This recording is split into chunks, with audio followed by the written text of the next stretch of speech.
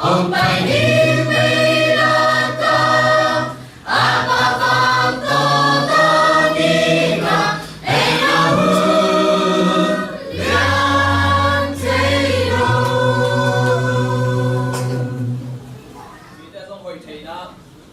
And the church choir just now sang a beautiful song.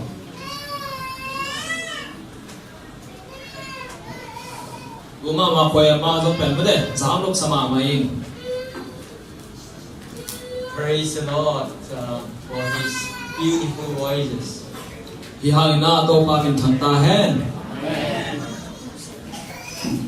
May the Lord blessing be each one of us here as we worship Him together. Ti da nga pasien bi ai pai lai ta kin na pasien kin pai pai.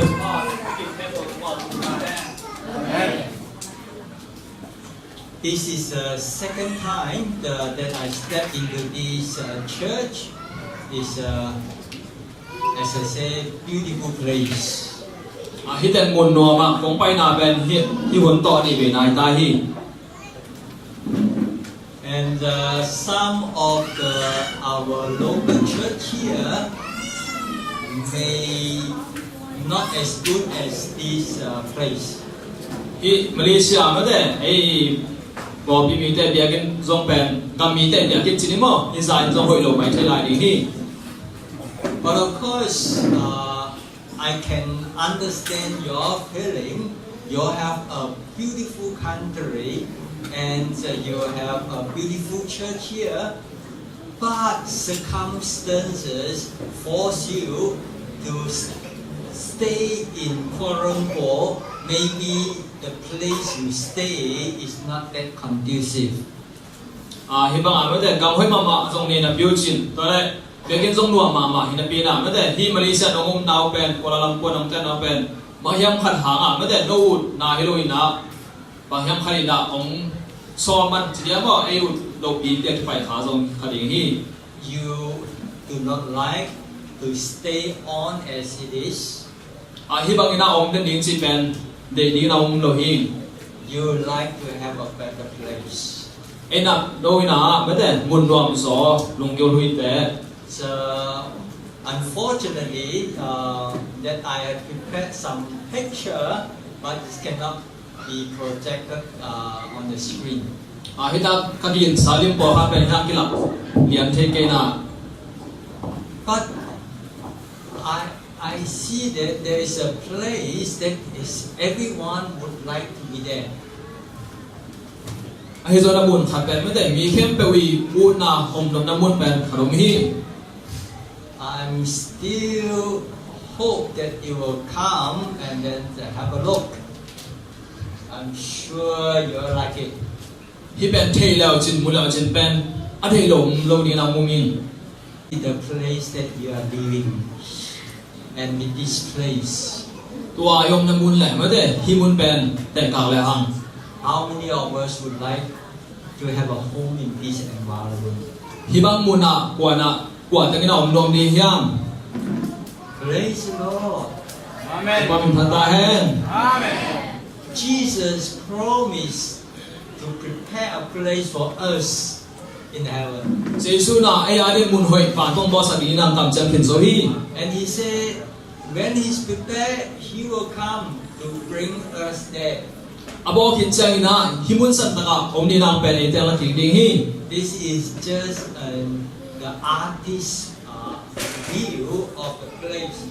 I believe the actual place is even better, more beautiful than this place. Hi pen lim soi siam te na mawi hoi pen de ngai su wi na made. Ang atak tak pen hi sang hoi sa ding hi.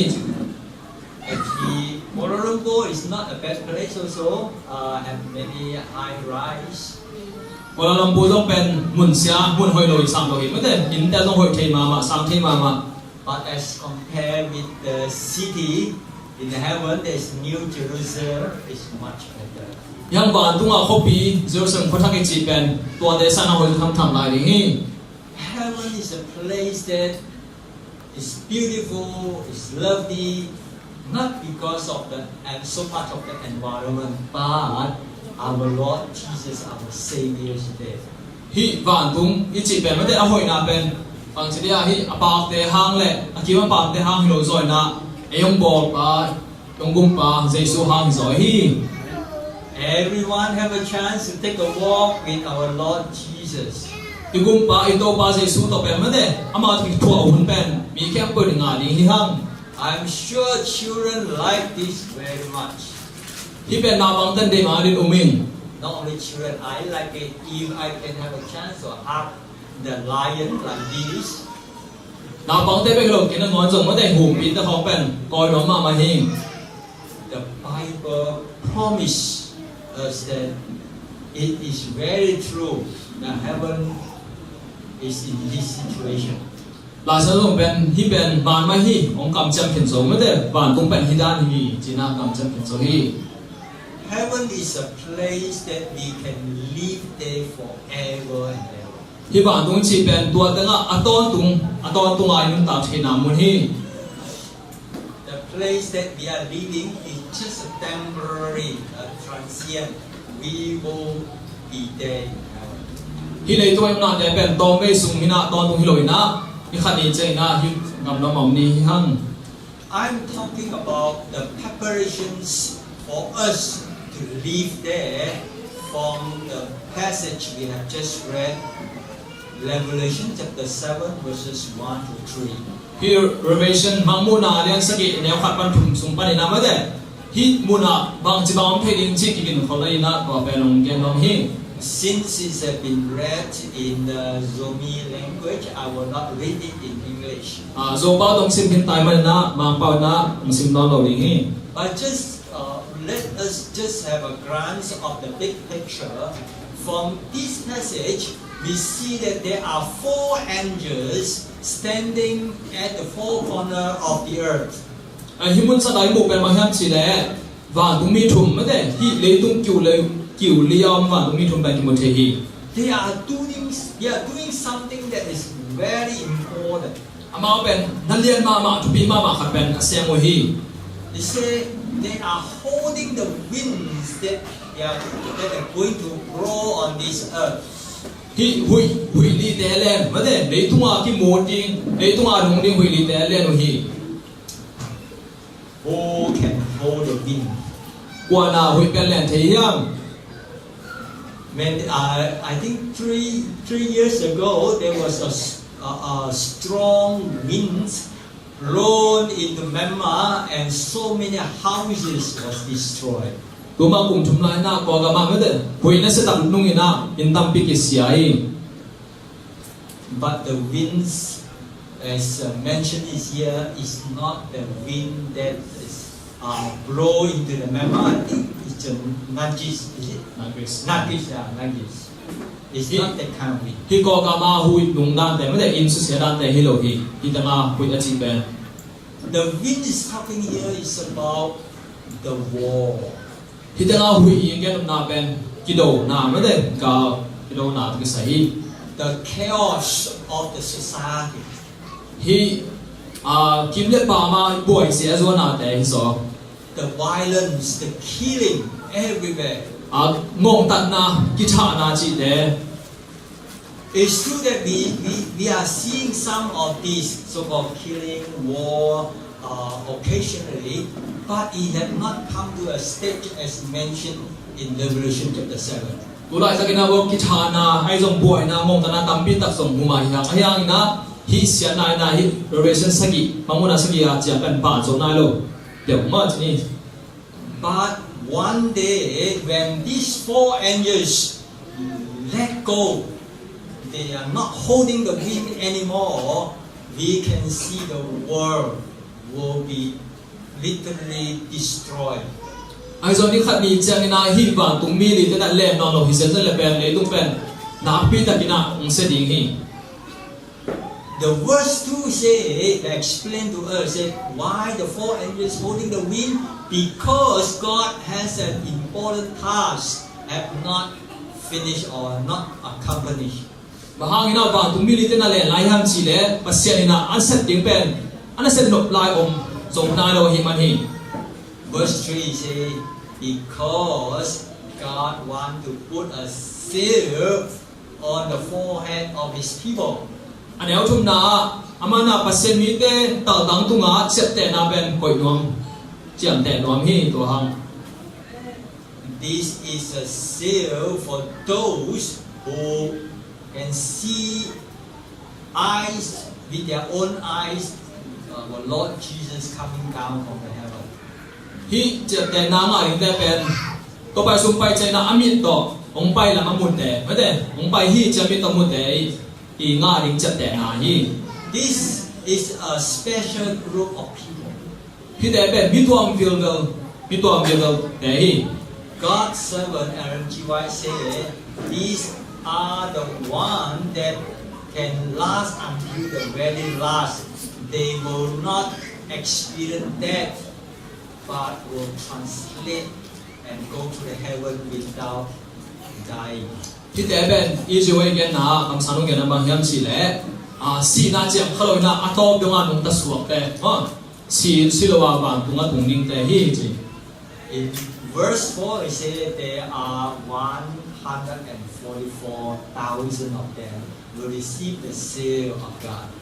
Hi anel ri na sam khat the li tu li I chi te na hi chet te na ban nga li mo hi. We know that Jesus is coming back soon because of all the signs that have manifested. I le tunga thup yang tom tom te hana Jesu pe ong pai ki ling nai ma ta hi chi ben ki thei na.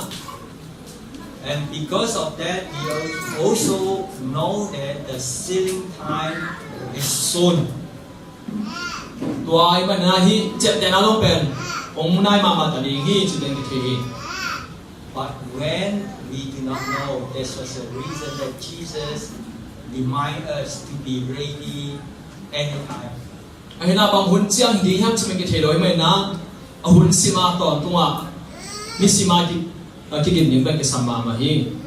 We know that God has an enemy we call Satan. I thei na pasen ben Satan na ga hi. Satan would like to destroy whatever God created. Satan pen pasen hi kem pe su sinwam pasen ngim na hem pe su sinwam hi. He also would like to prevent people to go to heaven. Amana mi te pen ba tung tung lo ri na me de ha tan no ma ma.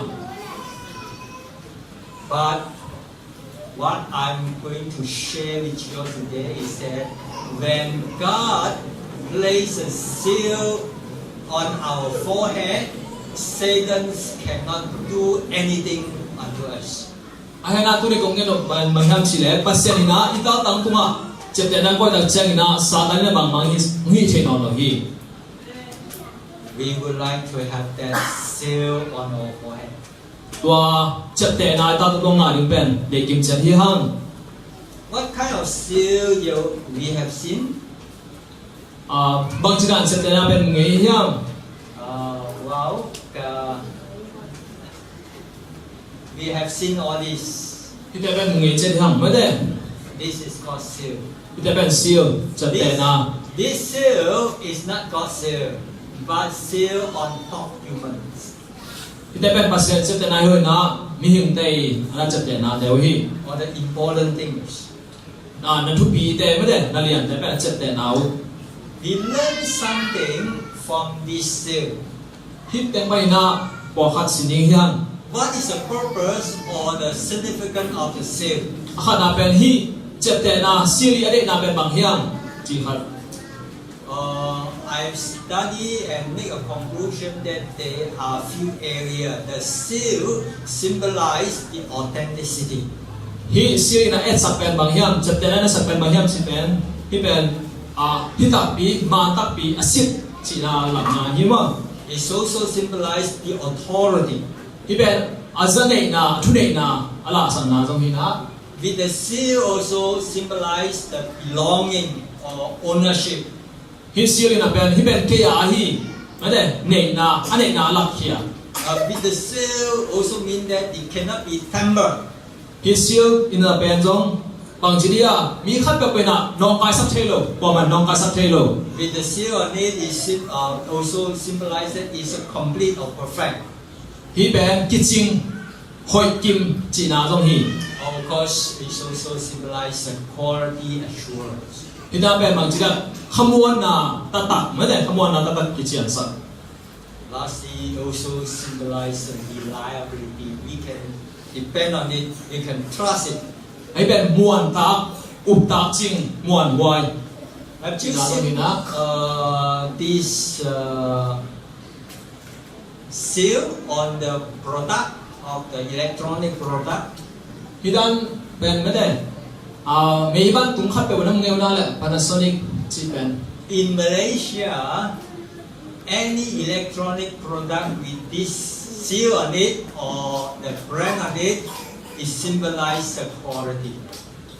hi Panasonic siêu chỉ ben mới để mấy bạn khát bèo tung om đây tuổi na ama ahoy na ben ông chết để na mà là kia hi Generally, the seal, as I mentioned, either put on the paper or document or any product. hi siêu chỉ ben chết để na chỉ ben hi là tung khát bèo qua chết để na hi giống ai kể lệ na van khát bèo ít chốt đặt chơi na qua đây tung chết để na anh kia hi Occasionally, it can be seen on animals. kan hình ta thôi một thể mà Particularly the slaughtered animals from the slaughterhouse. Usually, they have the stamp that's been approved.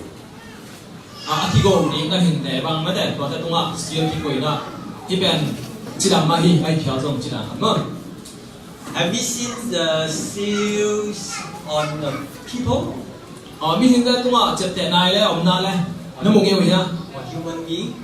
mi hình ta tung ông na lẽ I'm not saying the tattoo. ai ha ta tu cái sỏi cái bọn đây cái chỉ này luôn mà But the Bible did mention that the seal will be fixed on a human being. ta xem là hi siêu chết để na ben mi hình ta tung dòng thì quỷ đình hi chỉ hiểu kiến rồi hi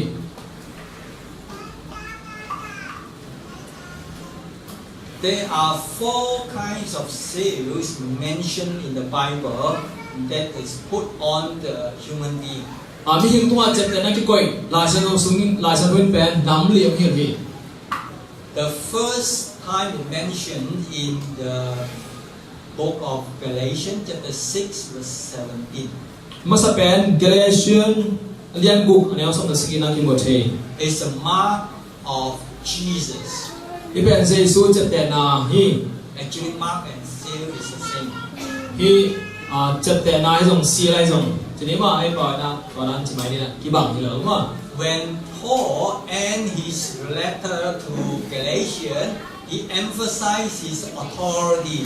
He said, I have the mark of Jesus on me. Paul na Galatian cái lại khác na Jesus chết để na ben cái này chỉ là tòa ý chút để na ben man sang hi Of course, not everyone have the mark of Jesus.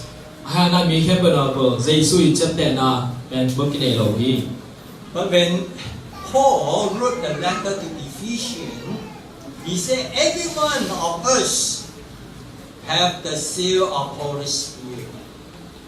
hi Galatian cái là Ephesians cái mà đấy mi khen bờ na khát xiang thôi chết để na ben này hi hang Do you aware that we have the seal of the Holy Spirit? Not right now. We have the seal of the Holy Spirit. khát xiang thôi chết để na ben này hang chín nên cái thể khảo na lẽ How many of us here believe that we have the seal of the Holy Spirit? mi bằng dài na khát xiang thôi chết để na ben này hiam chỉ mi hiam Oh, praise the Lord! Praise the Lord! Yes, the Bible mentioned it very clearly in the book of Ephesians, chapter 1, verse 13. If you have the Bible, you can refer to that. He said, anyone that have accepted Jesus Christ as his Savior, then God promised to put the seal of the Holy Spirit on that person.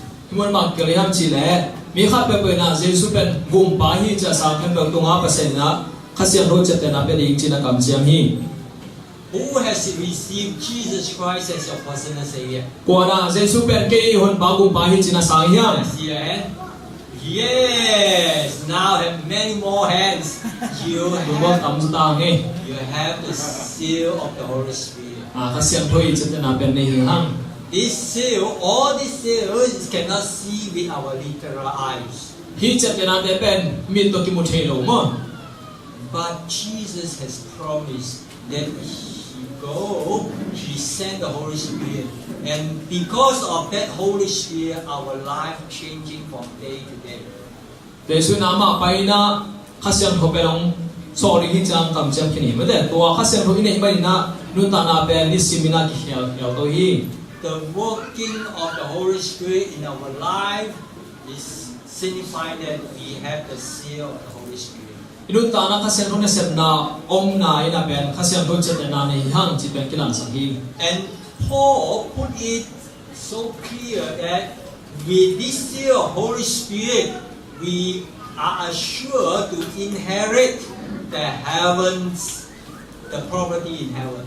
เพราะนั่นกิจการบางแก่หิงจีเลยฮีข้าเสียงรู้จักแต่นายเนี่ยแหละตัวบ้านตุงกัมเป็นเอโลอันนี้มุฮีจีนังเป็นฮี In other words, without the seal of the Holy Spirit, we will not have the chance to enter heaven, to stay there. หลังข้าราชการเลยหางฮีข้าเสียงรู้จักแต่นายเนี่ยเกล้บ้านตุงกัมนั้นเป็นกิโลฮัลโหลดิจีนายไปฮี So, brothers and sisters, make sure you keep that seal in your life. วันนั้นสังกัมเดียวตัวจักแต่นาเป็นนักแก่มุนไม่ได้รุ่นตาในอุ่นสุนันเกนโนมิง Of course, Jesus has taught us that if we continue to reject the working of the Holy Spirit or the guidance of the Spirit, we continue to reject Him, crave Him, and eventually He left us, and then the seal of the Holy Spirit on us will be gone.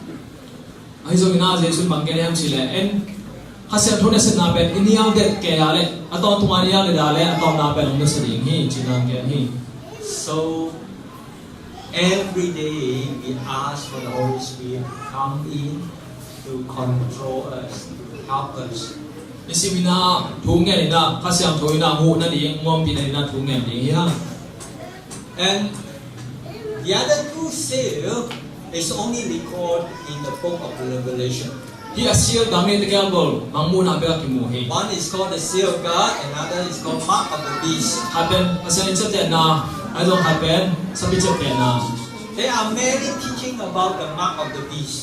ที่สปิจัดแต่ก็ใช้เป็นทุกแกนนาไอ้ตรงเฮียนาตัมปีตะก็มี Different Christian groups have different interpretation. คริสเตียนทอมแต่นาไอ้มูดานไม่ได้ตัวมาเขียนดันเป็นตรงที่บางลง At one time, the Christian church is saying that the mark of the beast is a barcode, and lately they say this is the chip, the micro chip to be planted in the forehead or the right hand. พอเขาแต่นาฮีสปิจัดแต่นายจีเป็นที่น่ะบางก็ปันเล่จำไม่ได้ตัวตามนั้นแต่บอกไอ้เกล้ไมโครชิปที่นายฮีสักสมัยกี่บ่อยเทไอ้แกตัดต้องบ่อยดีไอ้เพียวส่งตัวนั้นแต่ฮีจะบอกจะบอก And they explain that if we do not have this at the end time, we are not able to buy or sell.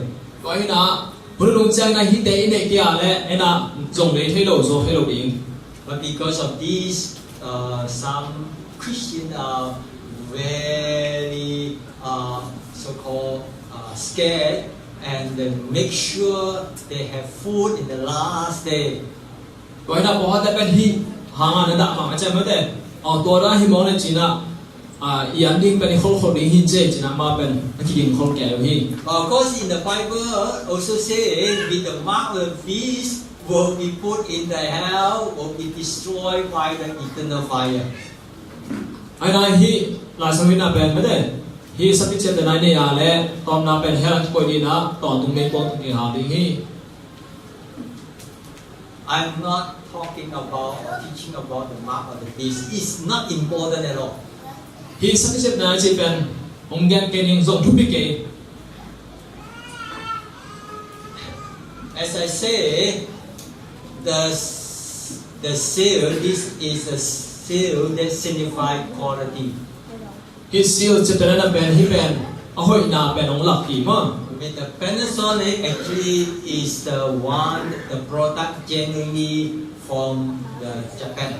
hi Panasonic chỉ bên Japan Japanese company mới đấy gọi cho châu hi. But usually in the market, there is something good, genuine, there is a counterfeit. Ai na hi sum zo na dòng gì hỏi lên hàng bên bỏ hết tại bên hồi mà em bỏ hết tại bên hồi lô tu hòm thế ai na God had a seal for His people. Satan also want have a seal on people. Pasal na ami te tuan cete na nei ma bang na sa na dòng này nó hi. It's just the mark of the beast is a counterfeit of God's seal.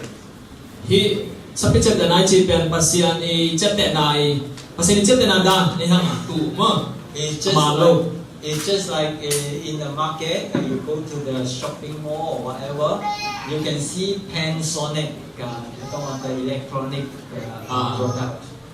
gì hỏi là hàng bằng chỉ có các bên sai không là Panasonic thì chế đúng không?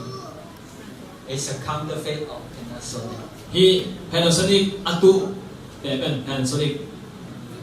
Many people say, oh Panasonic, oh okay, but confused with that. Có khát là Panasonic mua chơi na Panasonic sa But don't, this is okay, confused. But don't confuse the mark of the beast with the seal of God. Hita lo pen moro ya ai hai na pasiani seal pasiani chấp tại na chỉ pen hita lo din pen la wai hi. I'm quite sure some of us have heard and people teach or taught us that, oh, the mark of the beast is Sunday. Mi gena bang hem chile kam zo hi sabi chet na chi pen Sunday tan na hi Sunday ni hi. So because this is the mark of the beast, they would like to avoid it. So they would like to know what is the mark of the beast. Wai na po khat na pen hi sabi chet na chi pen bang hiam chi na hoi tam tan mo hi. But I personally feel that mark of the beast is not important at all. The most important, we need to know what is God's seal and how to receive it.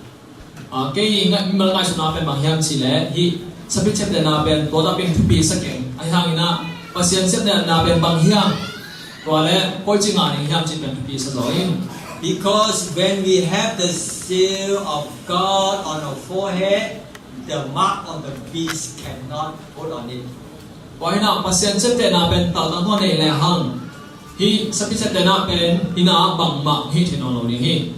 As I mentioned just a while ago, many people believe that those who keep the Sabbath will have the seal of God.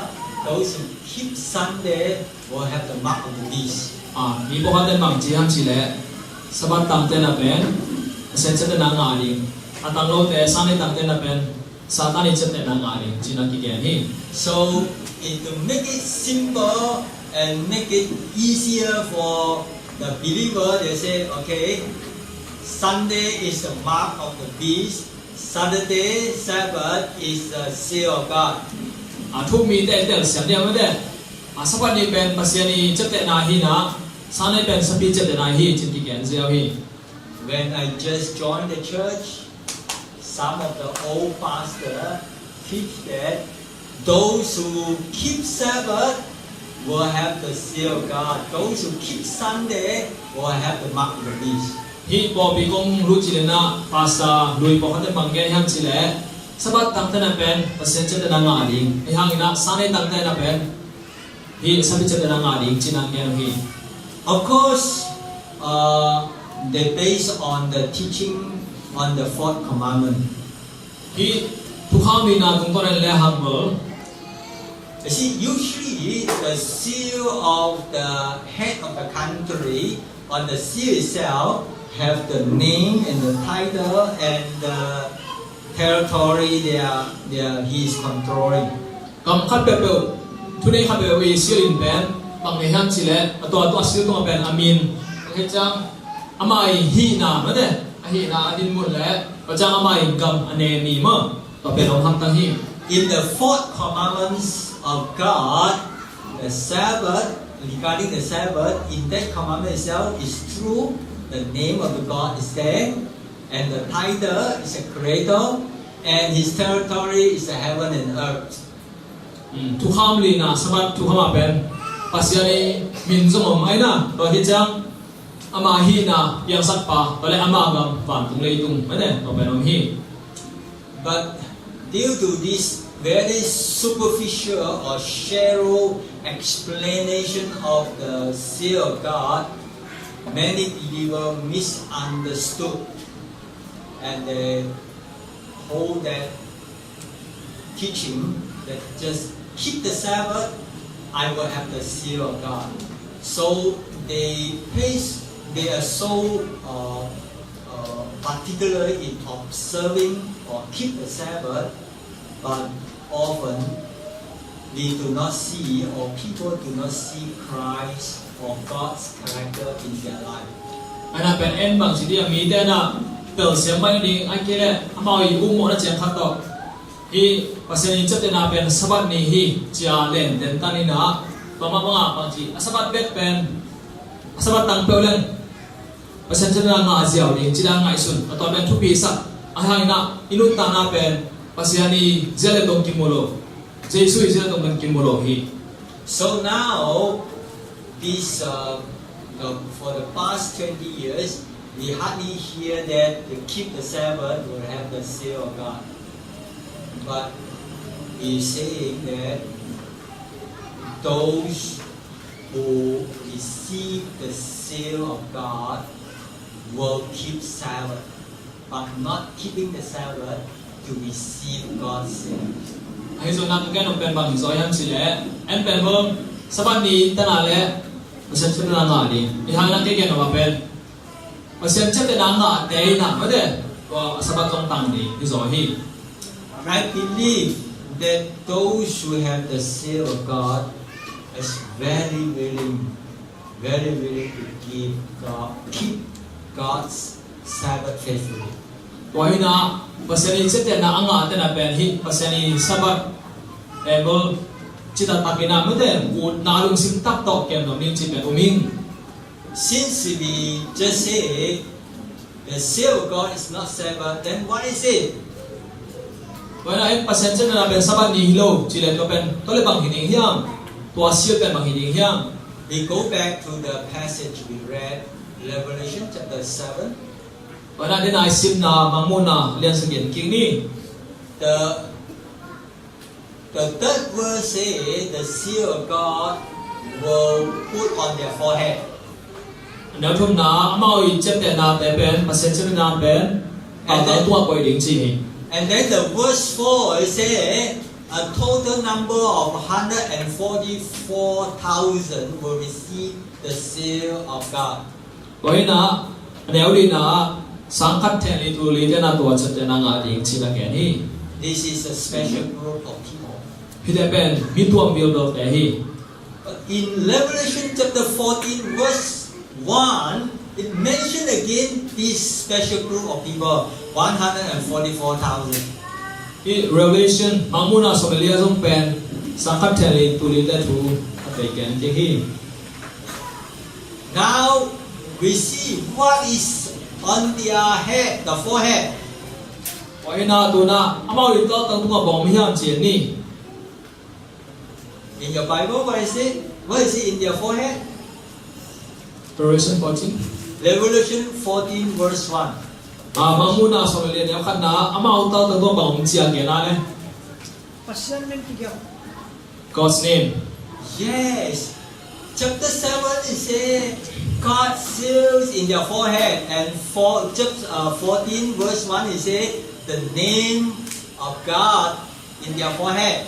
Mangmuna len segi apen pasien chat na ben atau tung tung om ding chi ina mangmuna somelina pasien chat na atau tang tunga bang kigen chi pasani min made So the same group of people, we can say God says is God's name. ko hina pasani chette na ichi ben pasani min hi. So what is name? What's the name? What's the significance of name?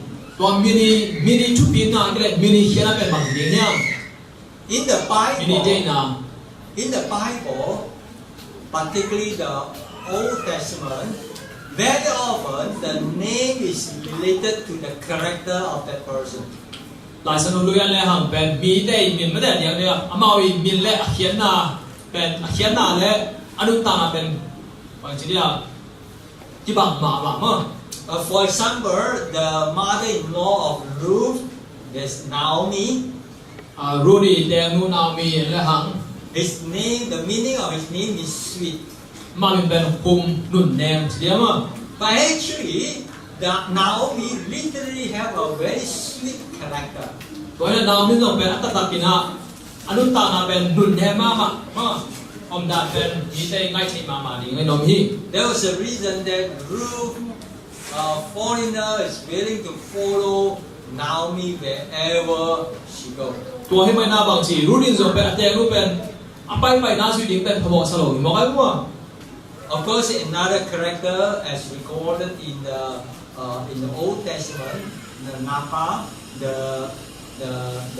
so-called the husband or the first husband of Abigail.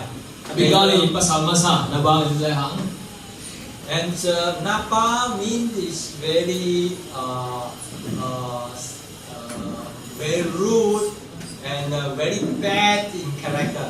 นาบางจีเป็นกำตัดเสียกำตัดหอยโลอามินเขียนนามมั้ง Of course, Jacob, the son of Isaac, also the meaning of the Jacob means cheating. It's not honest. ไอเซกนาบาสก็มีมินเขียนนามเป็นบางอย่างเช่นแหละโซแคมปะผู้มาโลบอกไปมั้ง So, as I mentioned, in the Old Testament, even the New Testament, the name is closely related to the character of the person. เพราะฉะนั้นลายสนุลุยส่งท่านฮิโซนะอามินเล่เป็นอามินเล่อามาวิกำตัดเสียเป็นกินไหนมาหิ At one time, Moses asked God to show His glory and His name. ขัดไปไลนะโมซีนะพัศน์เก่งอ่ะนับฟังเล่นนาเล่นะฮีนางลักกินสินะแก่ฮี And then, as recorded in the Exodus chapter 34, verses 5 to 7, ไปเขียนหน้าสมพมิลีเดี๋ยวงาพันสกียา when God proclaimed His name, พัศน์อามินagainปุลากินะ He also mentioned His character, compassionate, gracious, and then abounding in love and faithfulness, maintaining love and forgiving. อามาอินุนตังอาเซียนเลยตรงแก่นี่แค่หิไม่ได้ความพัศน์ลายนั่นนาห้องไงนามีเฮปีนายส่งนะเฮฮับมาจังอินนาเลียนมาจังจิตตา So God's name is closely associated with His character. วันนั้นพัศน์มินิจิตรงเป็นอามาอิเซเลตรงโตกิจงนาเนี่ยฮี So we can, from all these Bible passages, we can say God says is God's name and also is God's character. วันนั้นที่แต่งไปน้าบางกิโมทีห้ามจีเล่พัศน์เจ็บแต่นายจีเป็นพัศน์มินิหินะว่ามาบางนะพัศน์เซเลตรงตรงฮิปะฮี With this, we can be sure that the seal of God is not salad, but is God's character. วันนั้นพัศน์เจ็บแต่นายจีเป็นสวัสดิ์ฮิโลอินะพัศน์เซเลตรงฮิโซฮีจีเที And the medical science also have proven that our character is influenced or affected by our forehead, the frontal lobes of our brain.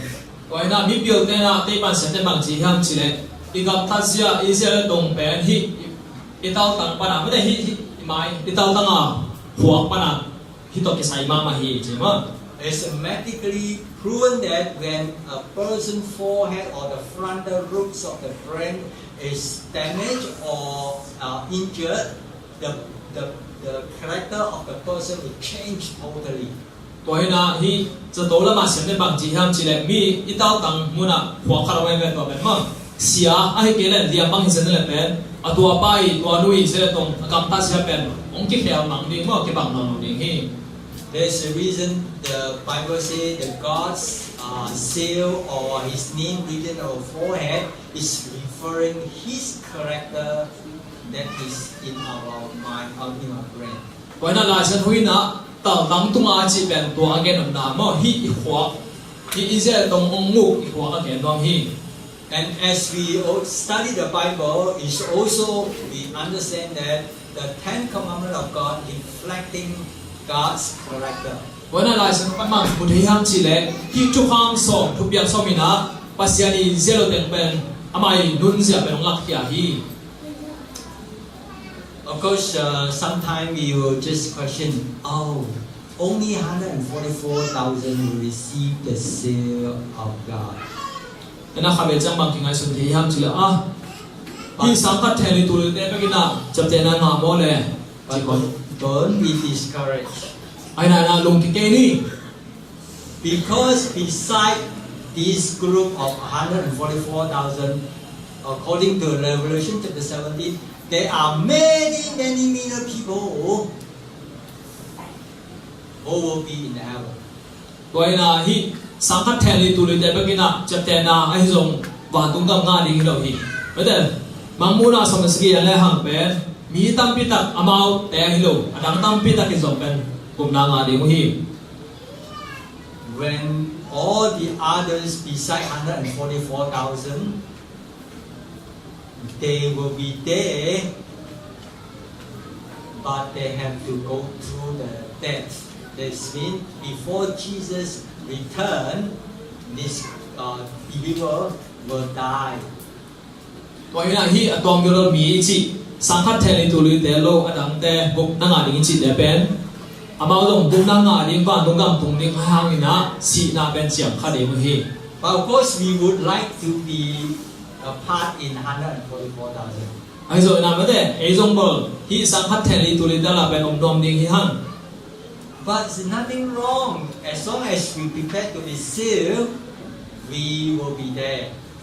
Ai na rồi na bang ma pen khiat lam to lo hi. Ei na ei le me te hi sil nga thei ding pasien che te na nga thei na ki kin na kai hle pen tua kam nom pen tu ni hi hang. The Bible in Revelation chapter 7 says, all in heaven will put on the white robe. Hi mang mo na lian sagi na son thuma bang chi ham chi le gu phian na nga phem pe wa tung gam tung khan poi na kwan pak sil ding hi. It doesn't mean that people put on the colorful shirt cannot be there, cannot go to heaven. Vậy là hi tanga me de kwan khala tom tom sil te na pen wa tung gam tung thelo ding chi na hi lo hi. These robes refer to the character in the Bible. Hi kwan i chi na pen la sa lo hi khian na zia le rong et sang na hi. White color symbolizes pure. Hi akang ni na pen siang tho chi et sang na hi na. There was a reason when the prophets see the visions of Jesus Christ in the heaven, or even the God Father, always white color. Vậy là bạn cũng hàng cầm sáng tên là mang mua na ni tak mang mu tak chang na bạn cũng am te khem pe pen kin na uan kang silu hi. It signifying that in the heaven there is no sin at all. Tuai te na pen ma hiam chi le van tu a pen mo na khat song om lo. So we have to put away all the sins behind, then only we have a part in heaven. Tuai mai na i mo na khem do la khia suat khe na tuai le van tu a pen mun ni khe ni hang. But the Bible also mentioned that this white robe was washed or is washed by the blood of Jesus or the Lamb. Vậy là sao đây hi i buan kang pen zai tu do i san to ki sop siang hi chinang gian hi. Have you ever experienced that your shirt being stained by blood? Vậy là na buan ka ho ai jong na buan pen si san to ki dia lam pong yeu hiam. Or in the red shirt, it was not so obvious, but the white shirt is very obvious.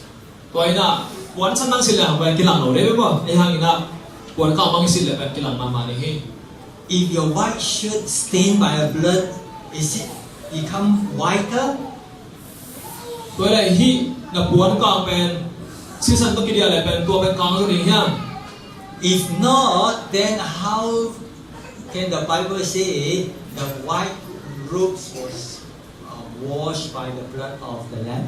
ตัวไอ้แหละกลางให้เราดีแหละบางครั้งนี่หลายส่วนนะที่ปวนกลางเป็นตัวน้อยซีซันต้องกินสอบเสียงที่จิตใจดีฮะ So we understand this passage is referring the sacrifice of Jesus Christ that transform our life. ตัวไอ้ไม่นะที่แต่มากบางมุทยันสิแหละที่เจสุยกิบยาเขียนนะซีซันมันพากินะอินุนตานาเป็นองค์กิลัมดังกิเขียจิตเป็นมุทยี When we experience the love of Jesus Christ, we will be changed. เจสุยอินนะที่เนี่ยยาที่ตัดเจงนะอินุนตานาเป็นกิเขียลิงฮี We will change to be more and more like Jesus. อามาตุกิบังเททีน่ากิเขียโตโตดีฮีฮัง This group of people, they love the Bible ที่มีแต่น่ะเป็นลาสนุเป็นอีดีน่าเดียวฮี and they not only love the Bible, they will share the Bible truth with others. อามาลาสนุเป็นซิมนวมไม่คิดว่าน่ะมีนังเตยังหอมส่งนวมไม่ฮี So there's this reason that Revelation chapter 7 verse 3 that the servants of God will receive the seal. ไว้นะฮิมามูนาเลียนสกีแนวทุ่มนาปัสยานีนัเซมสิลาเตนะจะเป็นงานฮีอจินะว่าฮังฮี Whoever witness through the words and the action or the life for God, they are servants of God. รุนต่างนาปันฮิซุนะกำโตฮิซุนะปัสยานีอาเรียนแต่จีบังเตนะเป็นตัวแต่เป็นปัสยานีนัเซมแต่สิลาเตปะฮี They all have the opportunity to receive the seal of God. ตัวแต่นะปัสยานีจะแต่งานนี้นะฮัมพันนานีฮี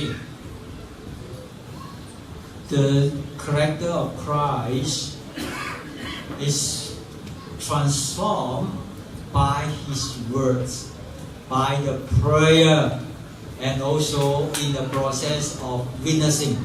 ไว้นะฮี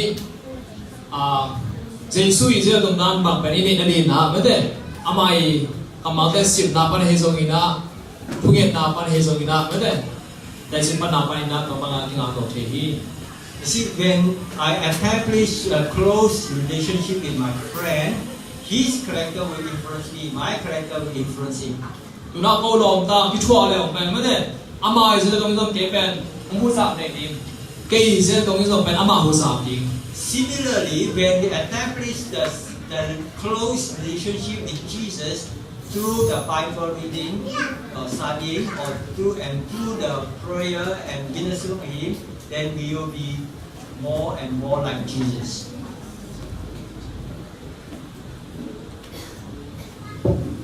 ตัวหินาไม่ได้เอ็นซงตัวมาปังหินาภาษานี้คำว่าสิบนาปันฮิซงทุ่งเอ็ดนาปันฮิซงนะเจสุยในอาเลเป็นอามาอิสระตรงเป็นนักงาเซมดีฮัง That's the reason I say when we have Christ's character, we learn to keep His commandment, including the fourth commandment, seventh day as a Sabbath day. ตัวหินาเจสุยตรงมังในเฮลังเป็นอามาอิทุบยาตรงขี้ยีดีนะสมบัตินี้ดังเป็นที่กังวลฮี We cannot say by keeping the seventh day as Sabbath, we receive the seal of God. But when we receive the seal of God, we are very willing to obey God's commandment.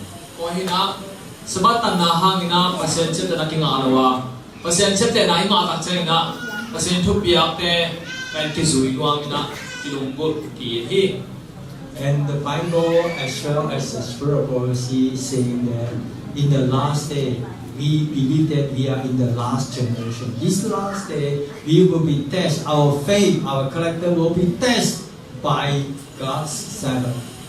ตัวนายฮียูนุ่งอาเป็นคำสั่งแต่นะบังจีฮับจีเล่ภาษาในทุ่งมีแต่เป็นอามาวิเจตรงเป็นกิสิตเดียงฮีกิสิตเดาลิงมา inabiagay na sabat ni to penong kisit yung lehi. In the testimony of the churches, Volume 8, it says the seal of God is revealed in the observing of the 7-day Sabbath. Hi kamsan telay yang na hi tangamo udaban siyan sile. Ipasiyan sile na inga na peni na sabat ita na panay kilang hiya hi. Mede sabat tuwa na spend sabat tamuhi. So di ba mo? Jesus also mentioned in his last parable, he said in the last day there are two groups of people. One group signified by the lamb, another group signified by the goats. Jesu na tugente na atom na penbang bian yam sile tu le ke om hi chi to sai bian hi. The sheep refer to the righteous people who have the God's character. Hi tu chi te ben pasien ni sile tong anei te pasien mi te se na hi na. The other groups, goats, do not have God's character. Anang ke chi te na ben pasien ni sile tong ni lo hi. And Jesus thought which group of people will enter his kingdom? Jesu na kuwa te amai gam lua ni hiam tu ten lua ni mo ke ten lua ni. Sheep. Yes, a sheep who has God's character. Tuan tu te chi te na ben pasien ni sile tong anei te hi. There is no in between. Akika ala zan chi long thei lo mo. Either we have fully God's character or have no God's character. Ebe pasien ni sile tong ben achinga nei ding hiam ma ke le nei lo ding hiam to te gam hi sia mi. In the school, we say, oh, 50% or 50 mark I pass. Sang bol bat som na nge le he ong nge ki che mo. But in the heaven, we cannot say, I have 50% of God's character, then I can go. Ena ba tu ngapen ken pasien ni sile ten za som na bang ngai nge nei nge chi na ki pai hi to lo ding hi. God expect 100%. Pasien ni na za anong la ben hi. We will say, wow, very difficult. Ai na hak sa loi lo mo cha khani hang. Yes, because of these children, God has promised us the power, the Holy Spirit. Hak sa mai hi ai na Jesu na tua hi mai na khasiam thu wang len na pe long kam siam tua hang hi.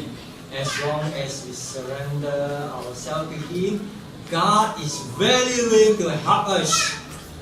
Ama tua ki pia kia ka cheng na pasien in pen hu ni pen un ma ma hi. God wants each one of us as His character. Pasien na mi mal kim khat se ni na ama zela tong nei in pen ong dei ma ma hi.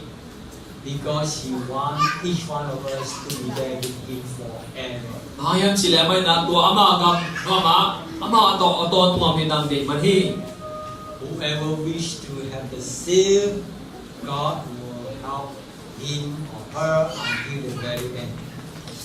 Pasien in chete na ni no campel te pe pasien na ang athini na pui na pan pi ni hi. Dear brother and sister, now is a challenge. Memang sanam deo tu nam to no min. Would you like to have the seal of God on your forehead? Mana pasien in chete na ta ta ko na ni no mi hiam. Praise the Lord. Praise the Lord. God will help you.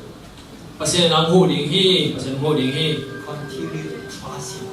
Ama muang mun He will help us and we all will be there.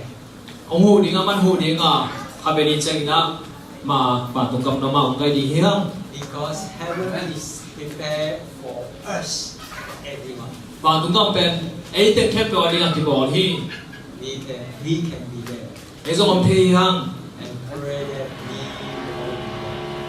will. Tôi đang ông thi na chủ nghề đi. Because of time, I have to cut short my sermon. But remember, when we have the seal of God in my forehead, the mark of the beast will have no place. Vậy na, pasien in chết tên này na lung tăng na tao tăng lúa tắc xem na. Sabi chết tên anh bên bunong lúa thì nó đi hi. We belong to God 100%. Ấy bên pasien na za hi hăng. May God bless each one of us when we hold on that promise until the end. to bana bagim khat siat tua alen kip thina tu pham kip se ta hen pamin tham ta hen